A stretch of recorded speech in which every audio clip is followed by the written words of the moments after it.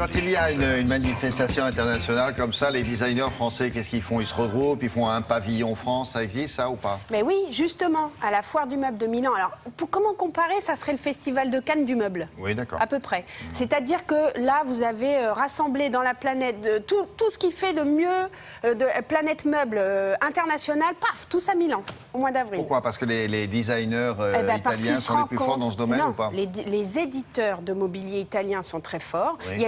Il y a une force, même historique, au niveau du meuble en Italie. Les designers internationaux viennent pour rencontrer les éditeurs. Et puis les journalistes comme moi, ils viennent derrière pour avoir des informations. Ça groupille un peu. Ça groupille, oui, exactement. Et effectivement, la France, depuis 3 ans, a fait une sorte de pavillon France, enfin France Design. Oui. Alors, Milan, vous avez soit une foire, enfin vous avez la foire vraiment marchande qui se trouve en dehors de la ville, et à l'intérieur de la ville, vous avez des sortes de showrooms ou des expositions ouvertes.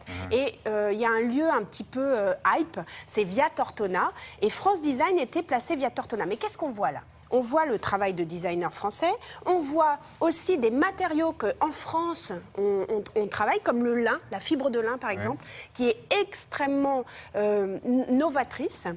On voit aussi en prospective l'évolution du mobilier, et ce qui ressort vraiment, c'est que nous sommes très forts dans ces domaines-là.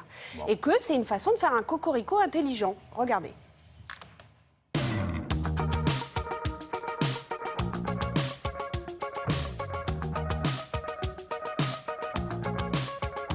Milan, c'est vraiment le lieu mondial où tous les ans, tous les acteurs du design se retrouvent. Donc c'est vraiment très important d'être là. Cette année, la France présente une sélection de produits créés par des entreprises françaises durant l'année 2014 qui couvrent en fait un champ assez large de l'économie française. Ça va des matériaux innovants autour du lin, du carbone, du bois bien sûr. Le secteur du mobilier, parce que la France est un acteur intéressant et important. Mais aussi le champ technique, le champ du numérique, l'usage, l'industrie du sport, bien sûr, qui est quelque chose de très important, mais bien sûr l'automobile ou l'urbain. Le design se déploie en France dans toutes ces différentes catégories. Dans ce pavillon, nous avons voulu faire une scénographie qui soit en relation avec le lieu un peu brut, qui est un lieu industriel.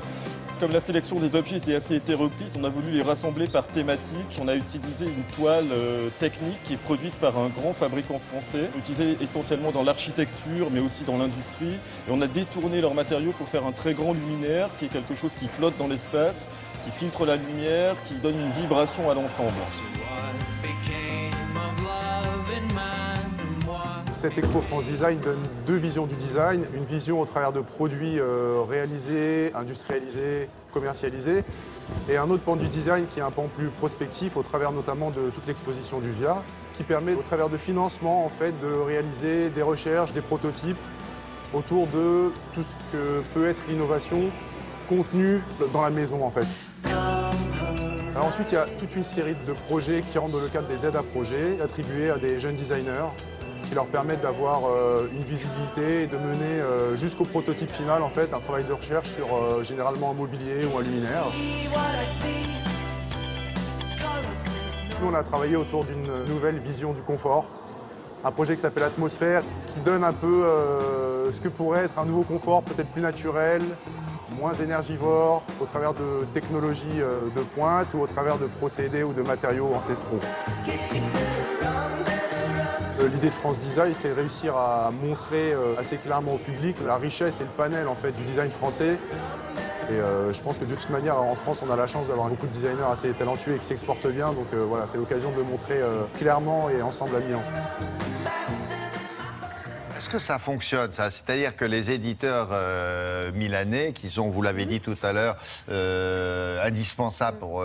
est-ce qu'ils ont été séduits par cette créativité française? Oui, ça marche. Et il y a eu des visiteurs internationaux. Ça sert à quoi? Eh ben, ça sert à ce qu'on achète cette industrie française. Exemple, il y avait une grande toile, vous savez, en scénographie, qui faisait une espèce de toiture au-dessus. C'est ce fabricant de toile-là, français... Ça, là-haut, là, oui, exactement. Ce fabricant de toile-là a joué le jeu et c'est quand même l'un des leaders dans le monde de toiles architecturales, notamment pour les bâtiments. Par exemple, là, à l'Expo universelle de Milan, cette toile est dans 10 bâtiments plébiscités par des architectes. J'ai vu une voiture française aussi, là. Mais oui, il y a des voitures, il y a du mobilier, il y a des articles de sport, en fibre de lin, je le disais. Il y a aussi, il y a quelque chose...